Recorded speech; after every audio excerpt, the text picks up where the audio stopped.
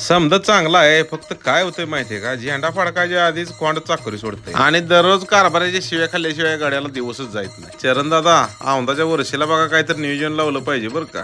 कसं आहे माहितीये का, सारखा गाडी फोनवरच असतोय हो. आता काय करतोय त्याचं त्याला माहिती. बरं, आम्हाला पण ह्याची भानगड कशी काय आली माहितीये का, आमची उज्जैन ट्रिप चालू होती हो. कोल्हापुरातनं पिकअप केला आणि पहिलंच बघा नाश्त्याला थांबलो इंदोली फाट्याला मंगलमूर्ती हॉटेलला. रेग्युलर रूट वेगळा असतो, ह्या ट्रिपला मात्र सातारा मार्गे बघा वाड फाट्यावरून गाठली लोणंद रोडला. आता आदरकी फाटा पास केल्यानंतर तो घाट लागतोय, त्या घाटाचं नाव काय आहे बरं सांगा बरं जरा कमेंट बॉक्स मध्ये. काही दिवसानं ह्यो पण 4 लेन होणार बरं का, कारण की गाड्यांची संख्या वाढल्यामुळं 4 नंबर हायवेला काय गाड्या बसणार, त्यामध्ये निम्म्या गाड्या ह्याच रस्त्यानं असते त्या. तसं ह्या रोडला आल्यावर लोणंद निरा पास केल्यानंतर मोरगावच्या गणपतीचं पण दर्शन तुम्ही करू शकता.